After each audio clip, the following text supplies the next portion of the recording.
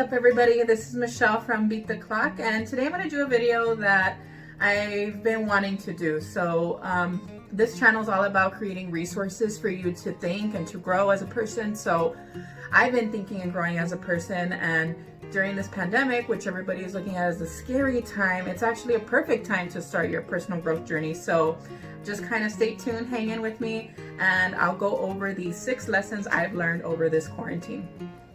I am a high school English teacher, and so I was a very active one for a long period of time. I was the dance coach at my school. I did UIL, that's like an academic thing. I was a class sponsor. I was doing a master's degree. So much was going on in my job, and I was always longing for this period of just stillness, right, in my life. And now that I had my first summer off in 6 years, I just realized that being busy is a part of my DNA. I knew that. I mean, who would willingly put themselves through 14-hour days for extended periods of time, right? Unless you secretly love it, right?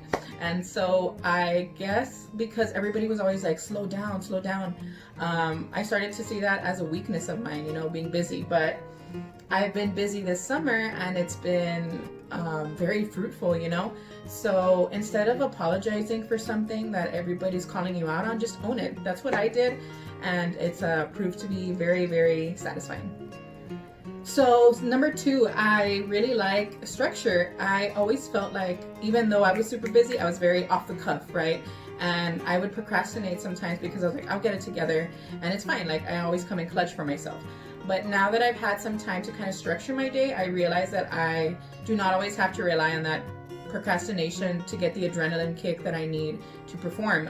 There is this strength and this clarity that you get mentally when you sit down and you actively plan your day, and it's a better sensation. I always felt like I was rushed and playing catch up, and now I feel like I'm on top of my day versus always just trying to kind of get everything done. I don't feel like I'm chasing a moving target anymore. I feel like I'm on target, so it's really, really nice. So number 3, something I realized is that I don't like coffee. If you consider points 1 and 2, right? Point 1, I said that I like being busy, right? And so I don't really care about working hard all the time. That's just something that I love to do. Number 2, I like structure. So it's been more methodical working, right? So now that I've been more methodical with my time, I've had intentional stillness, and that's different than just pausing to breathe, right? Now I have time to breathe, but to think clearly. And because I've had intentional stillness in my life, I've seen that I do not need caffeine. Before, because I didn't have structure and I just went 1,000 miles an hour, I always felt like I needed coffee to keep me going. Again, since I was chasing that moving target, I would run out of gas and I would need some refueling. But now that I kind of take my day a little more mindfully, I guess, or go through my day mindfully, I realize that when I drink coffee, like, I can feel the physical effects. I get very jittery, my heart is elevated, which, I mean, duh, it's caffeine, but I mean, it's something that I never took the time to listen to. So listen to your body, because your body can tell you what is working for you and what is not. And even if it's something that you think that you need, it may not be the case. I almost feel ashamed to say that I don't like coffee, because it's such a big part of like the adult life, the working life. But it's okay. It's okay if something that everybody likes is not working for you, because it could actually kill your productivity if you're trying to get things done. So now I realize that I have held back a lot. I took a lot of pride in being a highly ambitious person, but I didn't realize how much more gas in the tank that I had. And this is because I had the time again to ponder and really think how I can capitalize on strengths that I was overlooking. So for example, I was always the first one in my dance team, sometimes the only one growing up, to go and mingle with the other dance teams. So I would talk to people from Hawaii, I would talk to the award-winning teams that would perform for the Spurs game at halftime. Like, if we got 2nd or 3rd place, I would go talk to the 1st place team, and we would dance in the mall and like do all this stuff. And sometimes my dance team members were like, oh my God, Michelle. And so I kind of looked at it as maybe a problem. And so now that I have a little more time to think about all those small moments, it's like, those are actually huge strengths. And now that's how I book interviews for my podcast.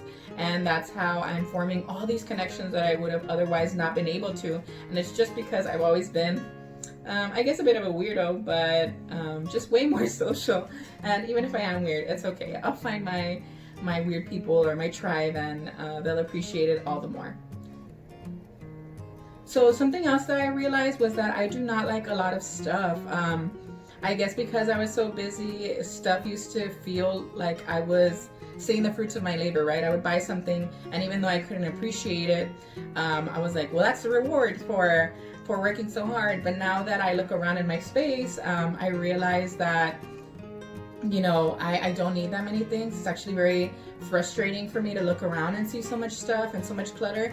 Anytime I do anything here in my house, because it's a little smaller, and again, my husband and I did this intentionally. We bought small because we were mindful and we wanted to travel more. So anytime I look around, it's like everything just gets so disorganized, and it's just so much work, and it's very hard to look around and justify every purchase that I made. So I'll do a video on that later, but I'm actually gonna go a lot more minimalist, and I just think that clears my head to focus on the big picture of things. I know it's like, but for real, I can think better because I'm not worrying about cleaning something, right? When you see something and you see it bugging you, oh, that's all you're thinking about subconsciously. So when I clear my house of a lot of stuff, I will definitely be even more productive than I'm currently being.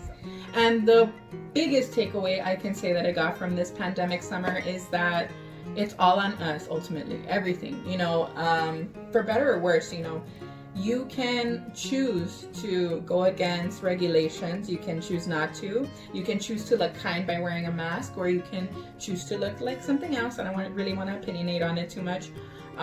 You can choose to wallow in your self-pity. You can choose to make yourself a victim and be like, oh my God, the world sucks. Or you can use this as an optimal time to explore something that you've been curious about. Everything is really up to you. There's no excuses.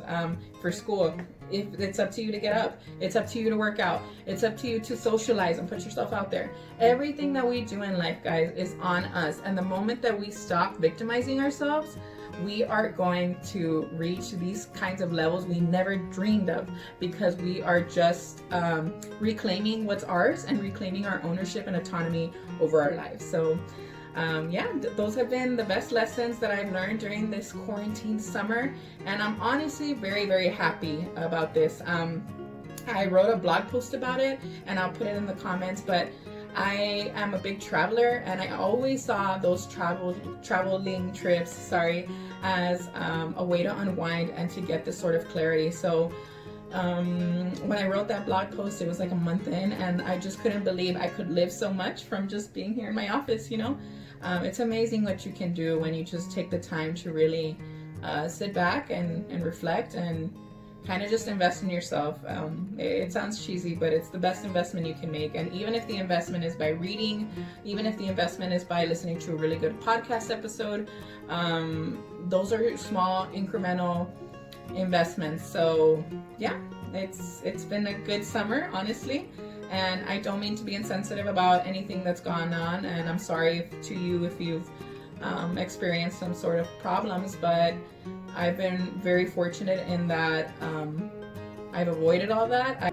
I did have a scare where I got tested, but I think it was just me overthinking it, but it was negative. But for those 3 days, I was super scared. So I can only imagine people who actually dealt with it, and I sympathize, and I'll pray for all those. Like, I'll continue to, but it's been a great summer, and if you're still in quarantine, there's still more to learn, still more to explore, and I just want to encourage you to really reframe how you're looking at this time, because yes, there's been kind of quarantine in the 1920s, and yeah, they did their thing, but they didn't have the internet, and they didn't have all the tools we have now. So really, right now is the perfect time to really improve on yourself and to kind of change the game. So if you like this video, let me know. If you want to hear about anything else, put it in the comments. I'm all about it. I'm here for you guys. I'm created to create, and I'm here to help. So I hope you enjoyed this video, and I'll see you next time.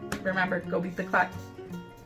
Thank you guys so much for watching this video, and I'm gonna flip it on you. What did you learn this summer? If you don't mind, comment below.